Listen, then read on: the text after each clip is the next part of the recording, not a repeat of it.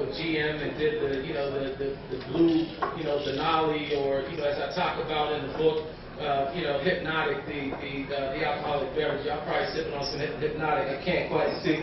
But situations like that where, and in this case, and I won't digress too far, but just the creativity that we bring, and even Hypnotic, right? This French cognac and vodka, this brand that was, trying to find a way in America and in this marketplace.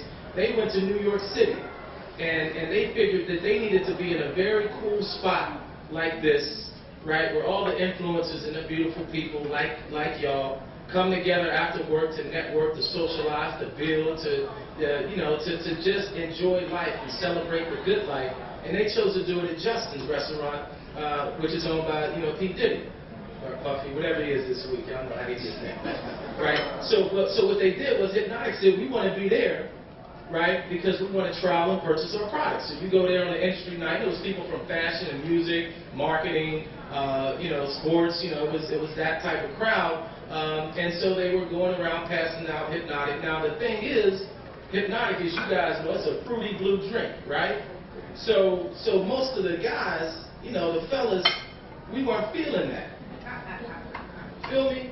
The fruity blue drink just, it didn't hit home. Like when you're making that approach, you can't quite, you got to change your pitch. How are you? That's a whole different swagger associated with that, right? So a short ending to a long story. The bartender, who was one of these software developers that I'm talking about, he noticed a couple things. He said, well, the one thing I know is that most of these brothers in here, these influencers, they're drinking Hennessy and they're drinking Heineken. So what he said is, let me just try something. So he mixed Hennessy with Hypnotic, and it turned the drink green. That was more acceptable. That was more acceptable, and so now, cats rolled up to him and said, and of course they had beautiful young ladies with these products, so now they're like, what's that? And it's a true story. They asked the bartender, they said, what's that? And on the spot, he said, that's the Incredible Hulk. Right? So now, everybody at Industry Night at Justin's, when they go to the bar, and you know how it is with our community, it's about being in the know, right? And so now everybody was going up there like, okay, what are you drinking? So and y'all know how this is. When somebody says, what are you drinking? You say, I'll have a blank. And whatever you put in that blank, right, defines your status, right? It validates, your status. If it's the ultra premium, like Kanye said, spent $400 on this just to be like you ain't up on this, or because it's new, right? Because it's something that nobody's heard of. So now that Incredible Hulk became the refrain. So now everybody, I have the Incredible Hulk, right? So now, and you know how it is as well, we're very highly mobile, successful people. We travel. We got conferences. We got all kind of fun stuff, business trips. And so now if you go out to South Beach, I know where y'all kick it, the Mondrian, right? I mean, at the Delano, excuse me. Or if you're out in California at the Mondrian up on Sunset, I know where y'all stay. So now, when you're at those places or places like this, the same thing was happening. Now people would go to other cities and say, I'll have that Incredible Hulk. Now, what that did was, and in the book I have a chapter called the Hip-Hop Innovator, Corporate America's Hip-Hop Innovator's Dilemma, right? And it talks about what companies do when they all of a sudden find themselves in this mix. The people at Hypnotic in France, they didn't even know this was going on. But all they saw was a lot of profit. They're like, wow, we're making a lot of money because, and I asked my business school students this, and if there's any business-minded people in here, you understand, I said to them, how much R&D as in research, design, and development went into making that drink? What's the answer? 0, right? So for that brand, that was pure profit, right? But now they had someone over in France, Jean-Claude something, and he had a nice accent, so they paid him a lot of money. You know how they pay people with accents, right? And he's in the lab, and he's trying to come up with different flavors, DCZ, But here, in the laboratory of this environment where there's creativity and this constant innovation and reinvention and mixing and trying to create fusion around culture and lifestyle and brands and products, a new product was born. So I wanted to make sure that we captured the weight of what we mean to this economy, not just in the U.S. but globally. If we think about with markets like Japan, and even they've had troubles, but we see what's happening in places like Japan now, Asia, and we're responsible for that.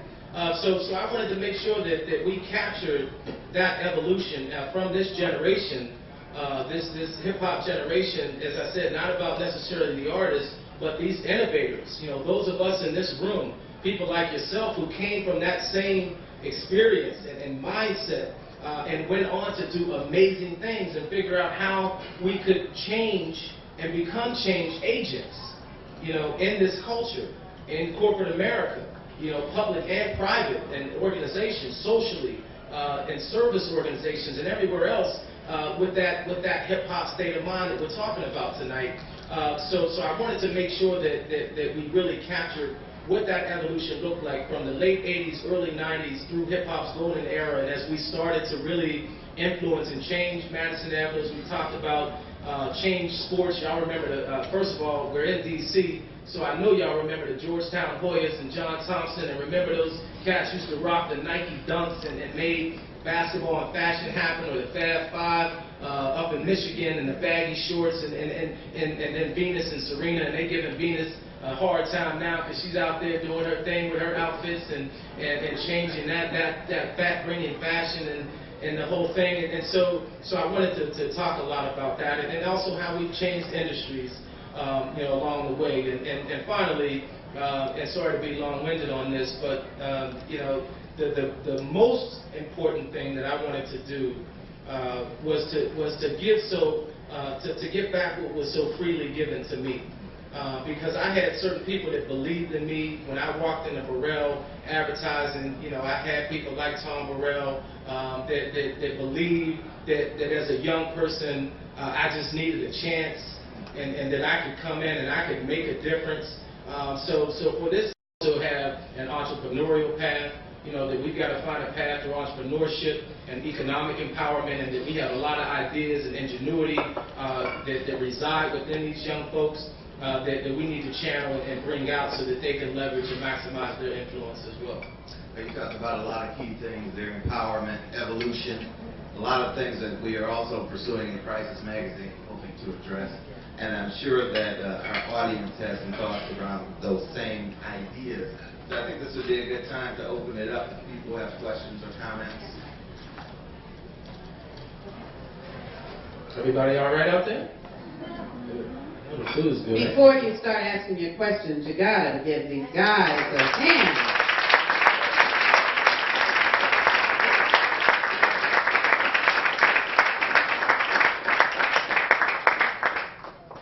Who's the first? No questions. Well, I can always fill in with blather, but I'd rather hear questions. The gentleman in the back and then the lady over here. Run up to the mic. Younger than me.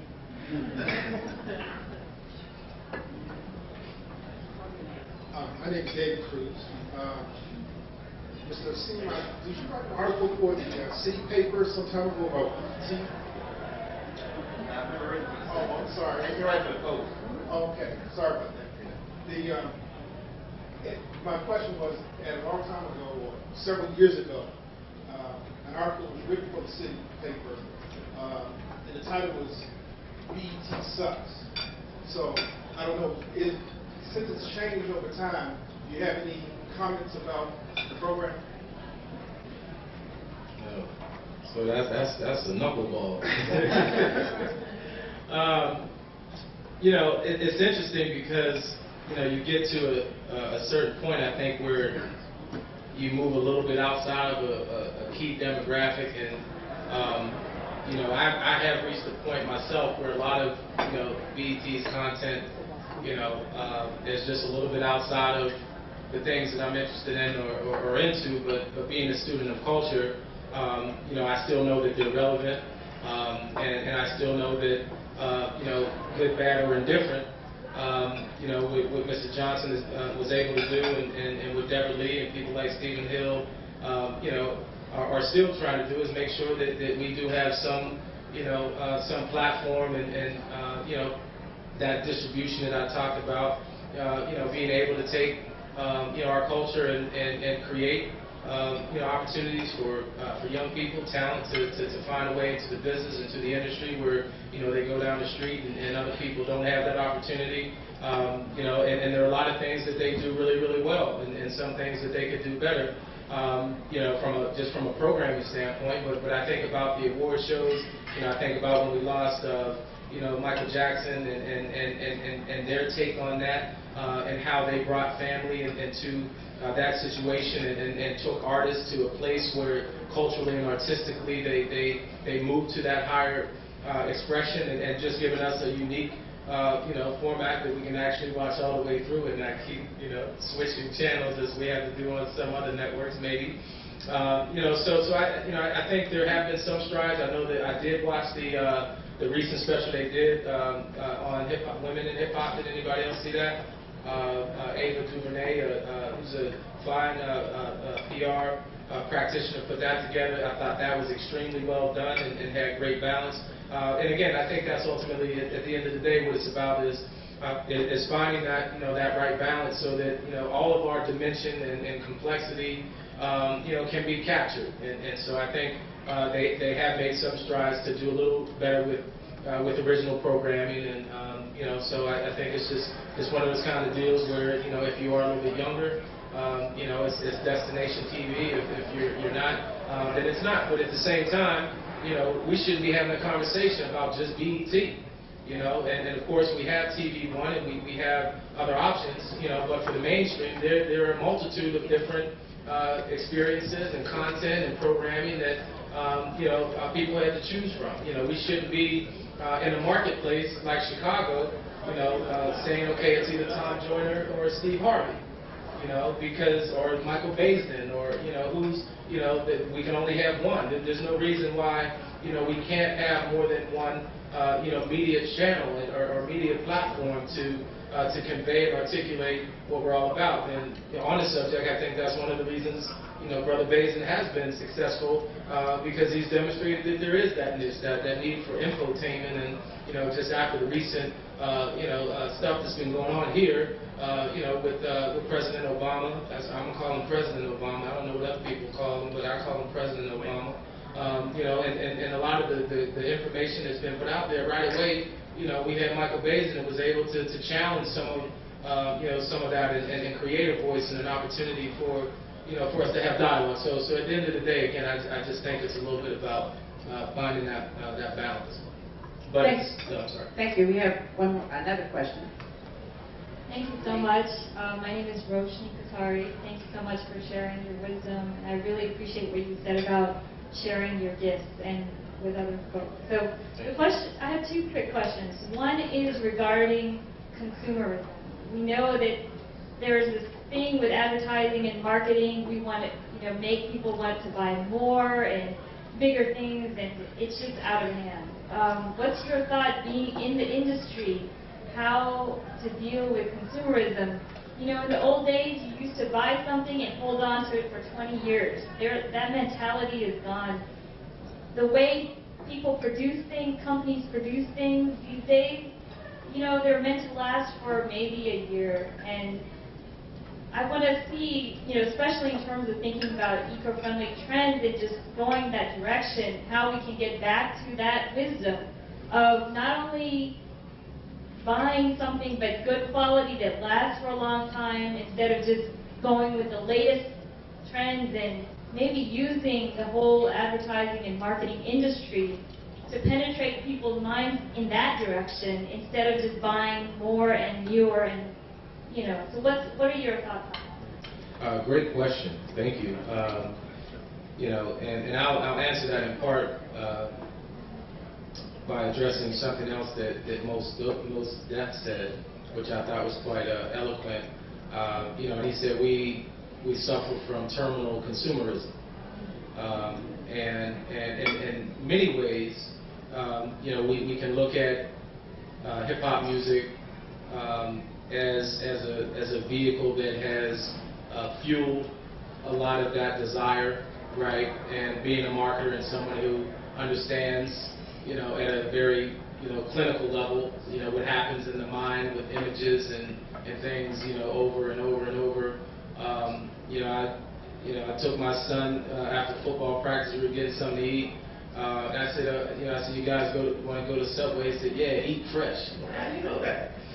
So we understand that, advertisement and marketing has that ability to, appeal to our emotions and desires, but to the extent that the gross negligence of consumerism starts to taint our value system, I think it is a problem, right? When we're putting that ahead of those things that are most important, like education, and so I think it is something that falls under that banner of crisis, and understanding that we've got to be more disciplined, right? And we've got to use the opportunities, and artists also being accountable in that mix, although, I'm a firm believer that starts at home, right? And how we're educating and establishing value systems for our children. A lot of times it begins and does end with us. But I think the artists themselves, there is some accountability there that we can't, just kind of explain away. It is what it is, and a lot of it is just by virtue of the fact that, while we have achieved and realized aspirations, there are still, many in our community with tremendous need. And unfortunately, a product or a brand or a logo validates their esteem, right? Good, bad, or indifferent. But that's the one thing that they have to hold on to, and oftentimes going to extreme measures to get those things. But again, that's a microcosm of a broader, sort of U.S. consumer culture that really is driven toward a desire for luxury items to satisfy our emotions and everything else. So again, I think it's a matter of balance and how we find that balance. I can only speak for my experience, but I shared the Starberry example. And there are artists, there are athletes who have a desire to do right, to figure out how to make money, but to do it in a way that's still going to have a positive impact on the community. So I didn't just stop with Stefan. I went to Venus and I said, okay, let's do something for young women. So the brand that you see Venus wearing 11, is a result of my collaboration with her and her management team. And she started selling her product in a discount chain for $15 to $20, and we'll continue to do so with this product line.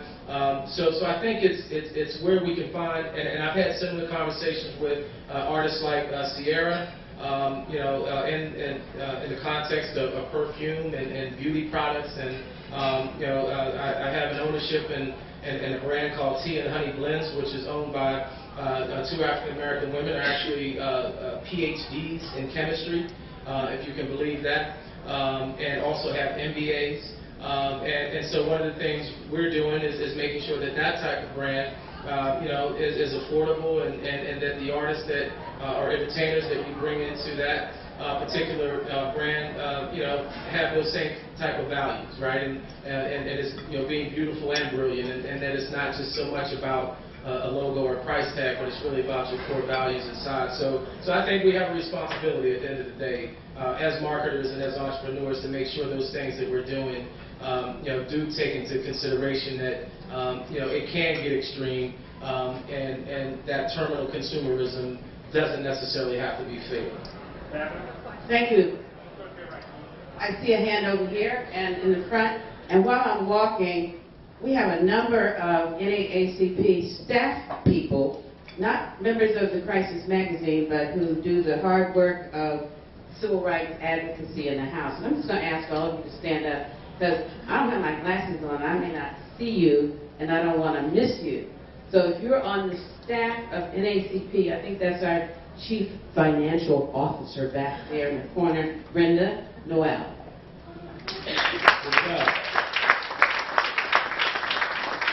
Where else Where else? I spotted a couple of the worker bees.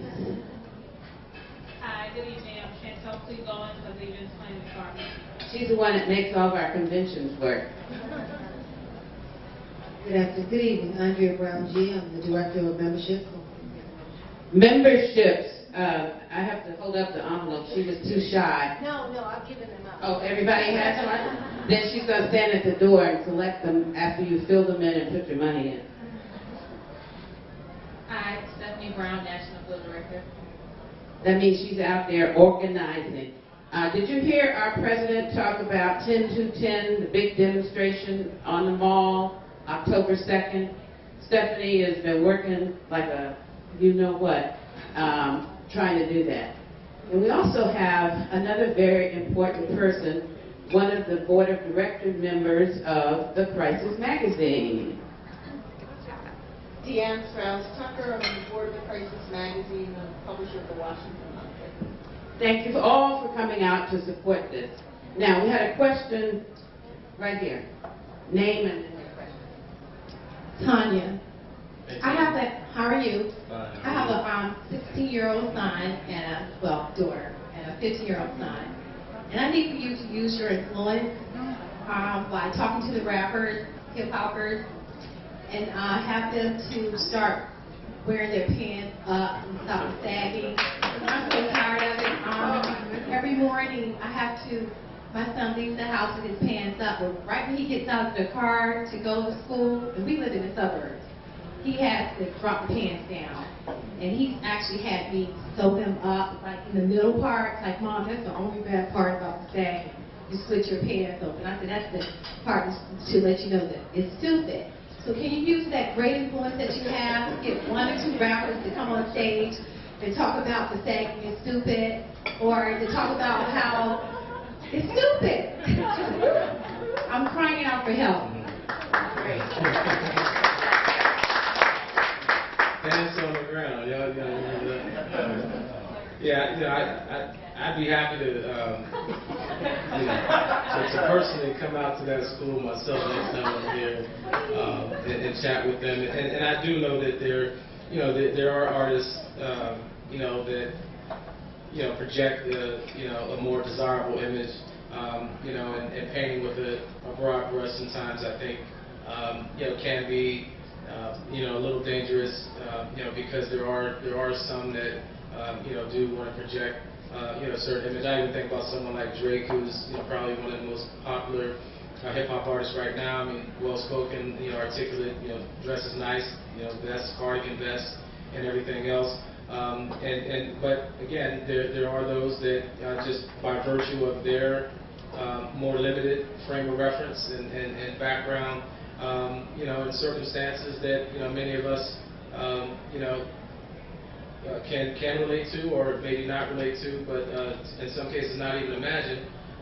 They just didn't have anything to aspire to other than what they saw, and as we know where that came from. And Brother Jealous talked about the industrial complex with the prisons, and we know that whole style came out of how they dress in prisons, and a lot of times those were the individuals that they unfortunately came in contact with in their family or in their community. And so, again, we can't excuse any of that behavior, and we do have that obligation to make sure that artists are thinking about it and just thinking consciously about it, and at the same time recognizing this, as I'm sure you are, and I salute you and commend you for the challenges that you're issuing to your son, and I had some of the same with my mom. We weren't sagging back in the 80s and 90s, but we had all kind of other crazy styles and trends going on, and she's like, boy, you ain't going to school like that, and we had those same, and you all can relate to, when we were at that age, there were just certain things we might have been wearing or doing or listening to, and our parents were like, you can't, and we matured through it, because our parents, even if at that time, the voice of our peers and our friends was a little louder, because that's where we were getting our real acceptance, that peer validation being so important, but we also had that voice of our parents in our head as to what was acceptable and what was not. And I think that's the key in the household and as parents, as we establish, what's acceptable and what's not, and knowing that, we're still going to run into some of those situations where, our young people, are gravitating to what they see in mass media. I do know and do believe, and I believe a lot in this current generation, and they take a lot of slack, and I go to a lot of high schools, and I'm hopeful. I have faith that they'll continue to mature and seek those more positive elements of the culture, and start to get to a point where they see how silly it really does look. So, like you, I'm hoping that trend is at the end of the life cycle, right? And hopefully we've seen an end to that soon enough. Thank you. I gotta go to Mom. Got to. I commend you for asking that question, because so many people today seem like they've just given up on it, and you can't. I also commend most of you that are raising your children in this generation. I had 3 sons, all college educated, one is 20, one is writer. Education was the most important thing in the world to me. But I did not have the restrictions that you all have in raising your children today. It was just plain and simple. I could not imagine my son going out the house and having his pants down. And if he thought he was going to pull them down after he got out the house, he was wrong then too, because I would probably be up to school at some point in that day, and I would see it. With the bill. With the bill. Can't sag we couldn't sag back then. It was impossible. You can't. There was a proper way of doing things. A lot of people used to tell me, they're boys, you have to raise them this way. No, there's a right way and a wrong way of doing things. And your question over there is the same way. You all as parents have to take the world back for your kids' sake. Don't let the media, don't let them keep influencing what happens to your kids, because they will do it very easily. Now I'm getting ready to ask him a question that Alan knows. The person that we're honoring tonight, his voice for discovering the NAACP.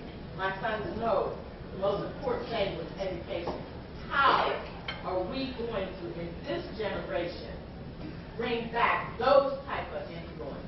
How are we going to have our children find people like that to admire? I have nothing wrong with the hip-hop that they admire. That's okay. But how are we going to bring some other influences to make our kids begin to realize the importance of people like the boys? Thank you. That's unique. That question is for the editor of the Crisis magazine. Better you than me, bro. That Dr. Du Bois founded and headed for almost 30 years. So that's your question, Jabari. Well, in my office there's a portrait of W.B. Du Bois. In my home there's a portrait of W.B. Du Bois. I practically have a shrine to him. I have 4 sons. 4 sons, 1 daughter. And so February 14th is not Valentine's Day, it's Frederick Douglass' birthday. So we actually set a place at the table for Frederick Douglass, right? So that his spirit inhabits the space. So I think there's little rituals and practices you can do in your own house. Again, like I had to be silent on the question about BET, because we don't have BET. We don't have television. And so, but we have 8,000 books. So, it's about the choices you make in that setting. That's the one setting you know you can control. That's right. I mean, they go to school sometimes and they do hear some idiotic things from their teachers. And I have to go to school. But within my space, I'm in control. My wife and I are in control. So the images that are presented to them as important ones, that's all they see. So I was thinking about the sagging question. I only have 1 son who's really into hip-hop. He's 27. So he's kind of beyond sagging. But I was sitting there thinking, I was listening to Erin, I was thinking, if he was 13 or 14, we wouldn't have that issue. He would be that kid. He would be sagging. I know it. And we would just be wrestling. And that's what we would have to do until we got straight. Go ahead, you can chip in on it. No, I really don't have too much to add to that. I think Brother Jabari hit the nail on the head.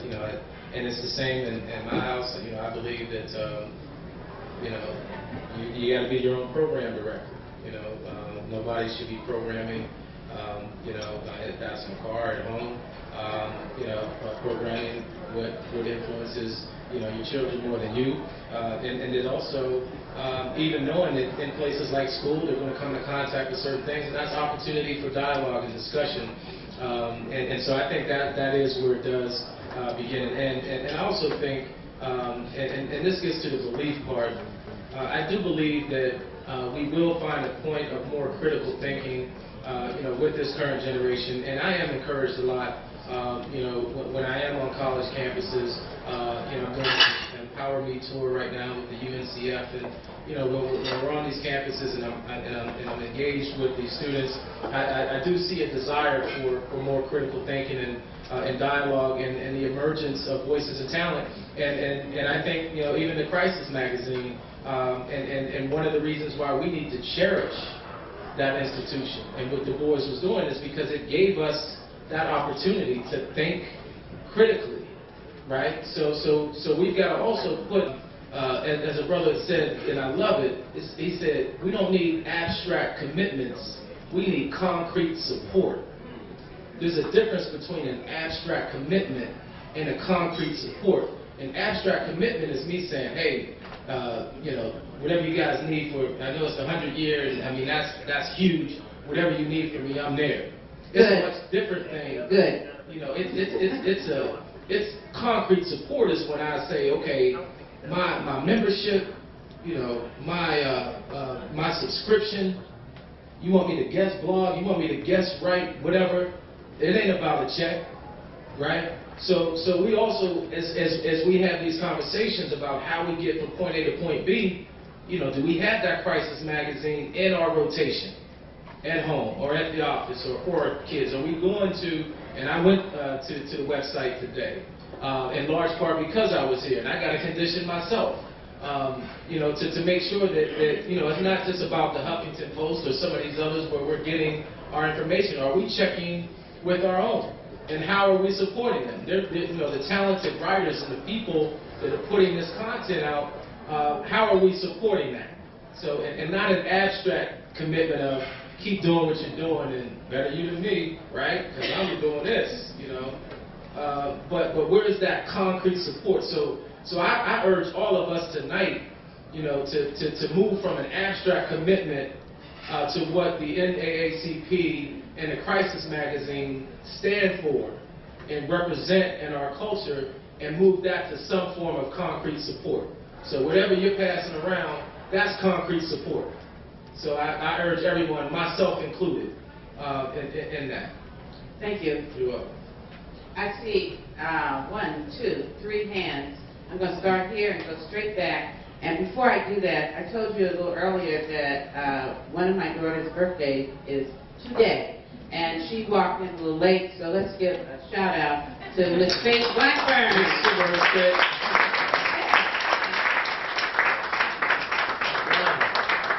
is my baby. Happy birthday. Okay, who had the hand up back here? I said I was going to start in the back. That was you, right? Thank you for coming here tonight. I really appreciate it. Hearing your words. My name is Kayvon. I guess I've been hearing a lot of we and us, which makes a lot of sense, because hip-hop culture came from a very specific historical and cultural kind of backdrop. But just like the NAACP has come to represent folks from all different ethnic backgrounds, hip-hop has spread across the world, and it represents kind of the political and cultural aspirations of a lot of different groups in the Middle East and other places, which is where my background is from. So I guess my question is, do you think kind of hip-hop itself has any essential characteristics of its own that it kind of pushes forward, any essential messages of its own, or do you think it's kind of more just like a tool that people can use kind of to whatever end they want? I think it's maybe a little bit of both that's happening. I think there are some essentials. I think it's essential that you have some creativity. right? And for the longest, we've seen a lot of music that just hasn't been created, and it's somebody that just has a tool, to make a song, right? To go in the studio and take 5 minutes to think of the silliest thing they could think of, and there's some record label that's willing to put it out. And so I do think that it has to find its core essentials. The interesting thing that you bring up, and something that really amazes me, is that the most pure elements in those essentials that you're talking about, and to me, that's creativity, that's style, that's some degree of consciousness, if that's political or if that's social, right? We can get into DJing and all that in terms of what I consider the purity of the music and the cultural expression, but you will find that those that appreciate that most are outside of the culture, right? As it has transcended race and even globally. And the type of hip-hop that you hear when you're in London, or I was over in India in New Delhi, Delhi as they say it there, I had to get corrected real quick. And they were playing hip-hop music, they were playing the Roots and like Common, and they were gravitating toward, the purest element of it. And it's like Common said, when we perform, it's just coffee shop chicks and white dudes, right? And those of us and that's a positive affirmation, because the music has allowed us to break down some of our barriers, the traditional barriers that have kept races, disengaged, and hip hop has allowed us to unify across races and across cultures, which I think is one of the things about hip hop music that it is not celebrated enough. That we can use that medium to connect and project globally and find common ground, right, and common understanding. So I think the essentials of the culture will continue to find their way. I think what we're seeing now, is the emergence of more lyrical content. A lot of the artists like Drake and some others that I mentioned, if you really listen to them, it's about wordplay. It's not about, some of the, kind of, silliness of, I've got 20 cars and 20 girls and 20 bottles of champagne tonight, right? It's about lyrical content and the tradition of, spoken word and the last poets, which you hear from people like, the Roots. And so those essentials, I think, will be there. I think, the Roots, for example, now in Late Night with Jimmy Fallon, that's a great example of the power of hip-hop to now mature and evolve and be part of the mainstream late night circuit and connect cultures in a way that they're doing there. So I think it will just continue to reinvent, and I hope that as it does so, those core elements of creativity and ingenuity and awareness, you continue to be part of it, because without that, to me, it's no longer hip-hop. Then we're talking about, rap or popular music, because it's just someone using it as a tool, to make a song or to sell a product or whatever. So as long as we keep those essentials, and I know and believe that there are artists who are continuously fighting for that, we just need to make sure that they get heard. I don't know if anyone has the new Talib Kweli CD, beautiful CD, strong CD. But we don't hear about it. It's not on the radio. It's not, being advertised. So there's good food out there, for those that do wish to consume. Thank you. Next question.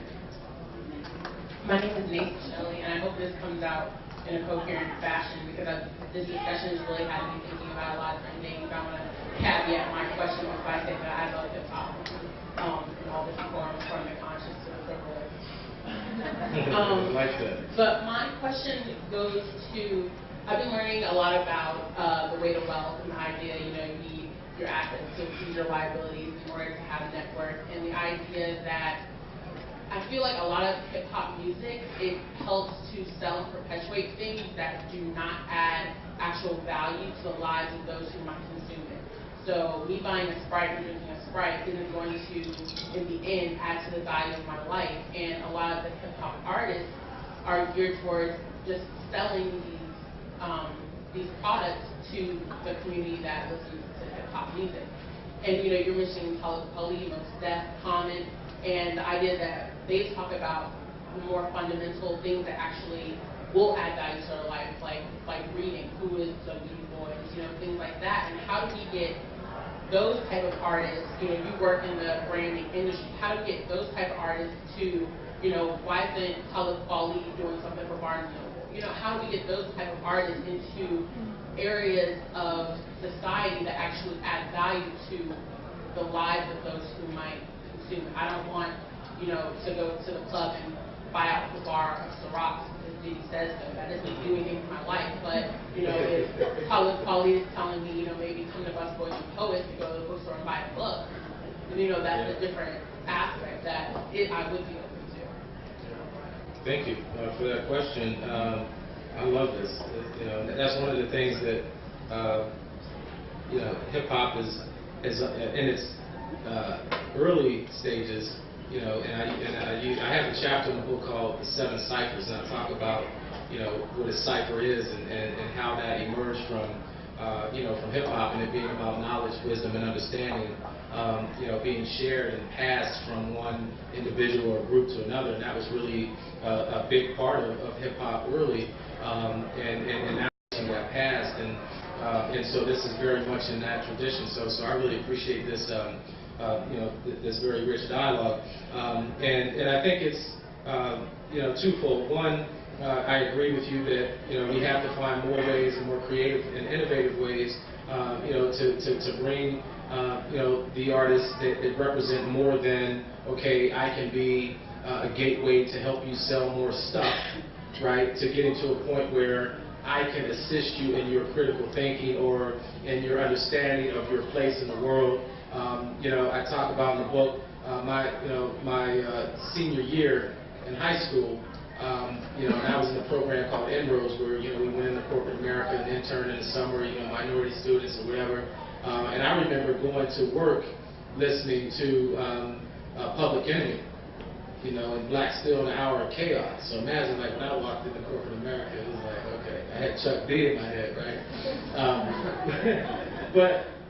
But it added value, right? Because, you know, it was about my, you know, my intellectual capacity growing and stretching and looking at things and thinking about things differently.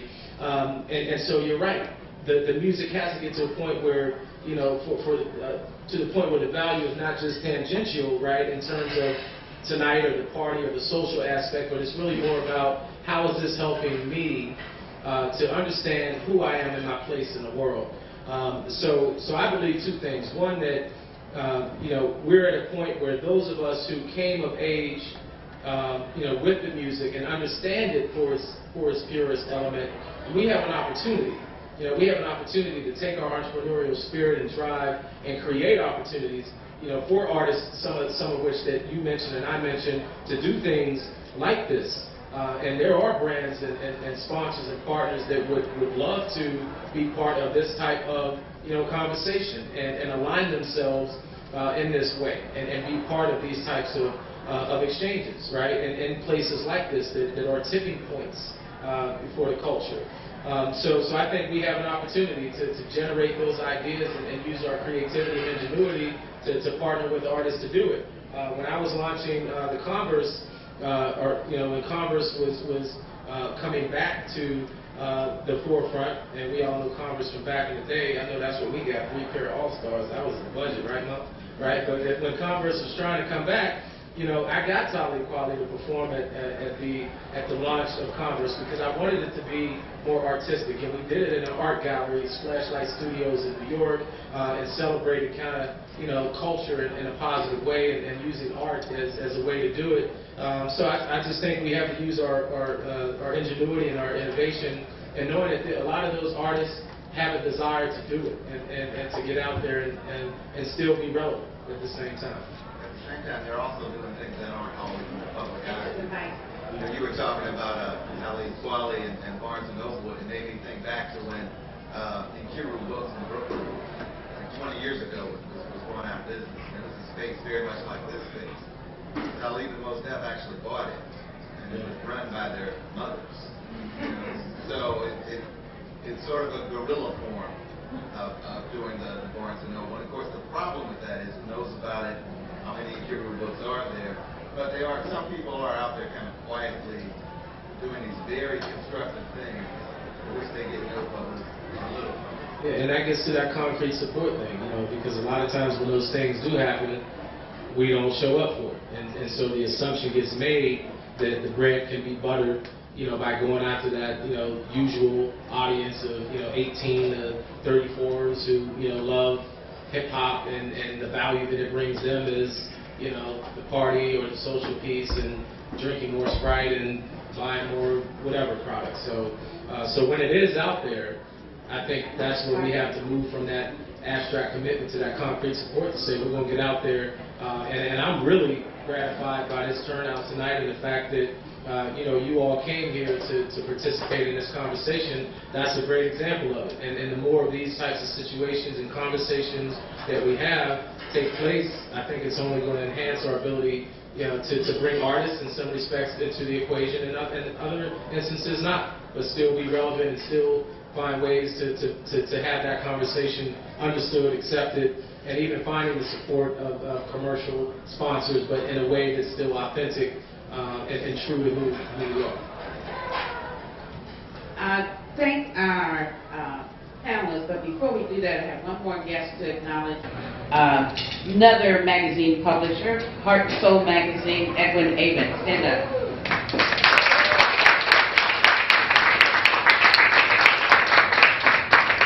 Did you have a great time tonight?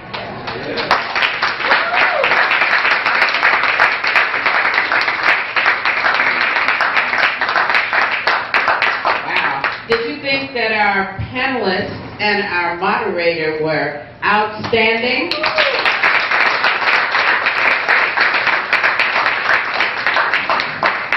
And our hardworking crisis staff with all the goodies that you brought for you to take home with you. And what else do we have over there? For the first 9 people, we have 9 books left for Mr. Patton to autograph. So I guess we wrap this up. The first 9 to get up here. We're going to take one from each table to start with. We're not going to have 9 from the same table. Okay. In the back, who wants a book? If you want a book, raise your hand. In the back over here, you want a book? Get up, get it. Come on. Hurry up. Hurry up. How many are left? Countdown. Get up and get it. Countdown.